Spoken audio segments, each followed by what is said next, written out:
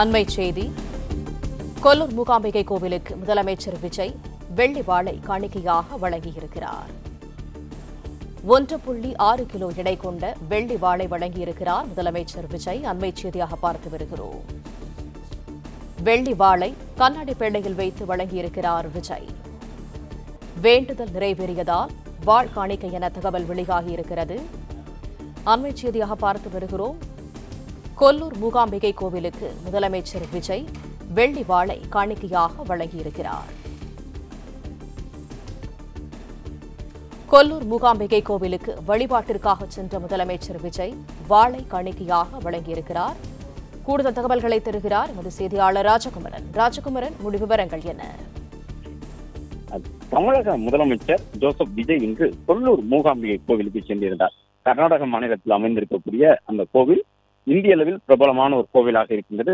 இடங்களில் முக்கியத்துவம் வாய்ந்த கோவிலாக இருக்கின்றது. எம்ஜிஆர், ஜெயலலிதா உள்ளிட்ட தமிழகத்தினுடைய முன்னாள் முதலமைச்சர்கள் பலரும் அந்த கோவிலினுடைய பற்றாளர்களாக இருந்து தொடர்ந்து கோவிலுக்கு சென்று வழிபாடு நடத்தி வந்தார்கள் என்பது கடந்த கால வரலாறு.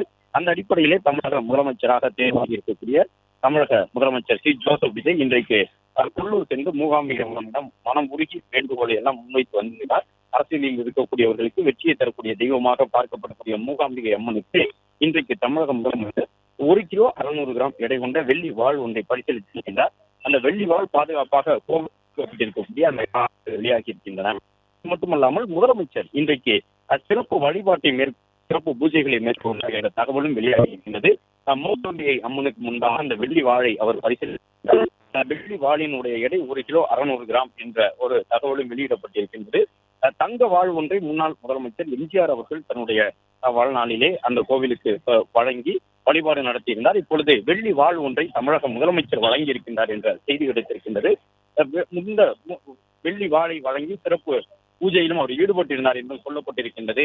மூகாம்பிகை அம்மன் கோவிலை பொறுத்தவரை அரசியலிலே தங்களுடைய அரசியல் எதிரிகளை வெல்லுவதற்காக சென்று வழிபாடு நடத்தக்கூடிய ஒரு கோவிலாக இருக்கின்றது. அந்த அடிப்படையிலே தமிழக முதலமைச்சர் இந்த வழிபாட்டை மேற்கொண்டிருக்கின்றார். விரைவில் தமிழகத்திலே சட்டப்பேரவை கூட இருக்கின்றது. அது மட்டுமல்லாமல் அரசியல் ரீதியாக தமிழக வெற்றிக் கழகம் தங்களுடைய செயல்பாட்டை வேகப்படுத்தி இருக்கின்றார்கள். இந்த சட்டமன்றம் கூட தொடங்கிய பிறகு தொடர்ந்து அமைச்சர்களுடைய செயல்பாடும் வேகம் எடுக்க இருக்கின்றது. எனவே இந்த நேரத்தில் தனக்கு வெற்றியை தேடி தந்ததற்கு நன்றி சொல்லும் விதமாகவும் தன்னுடைய அரசியல் எதிரிகளை எதிர்கொள்வதற்கு உதவி செய்யக்கூடிய விதமாகவும் அன்னை மூகாம்பிகை தேவியை சென்று சந்தித்து அந்த கோவிலிலே மூகாம்பிகை தேவிக்கு முன்பாக மனமுருகி வேண்டுதல் நடத்தியிருக்கின்றார் தமிழக முதலமைச்சர். எனவே அந்த கோவிலுக்கு சென்று அவர் வேண்டுதல் மேற்கொண்டிருக்கக்கூடிய சூழ்நிலையில் வெள்ளி வாழ் ஒன்றையும் பரிசீலித்து வந்திருக்கின்றார். அந்த கோவிலுக்கு தன்னுடைய நேர்த்தி கடனாக அதை வழங்கி வந்திருக்கின்றார் என்ற செய்தி கிடைத்திருக்கின்றது. மேலும் சிறப்பு பூஜையிலும் அவர் ஈடுபட்டிருக்கின்றார். அந்த மூகாம்பிகை அம்மன் கோவிலினுடைய சிறப்பு பூஜையை பொறுத்தவரை எப்பொழுதுமே அரசியல் எதிரிகளை வீழ்த்துவதற்காக சிறப்பு பூஜைகள் நடைபெறக்கூடிய முக்கிய தளமாக இருக்கின்றது.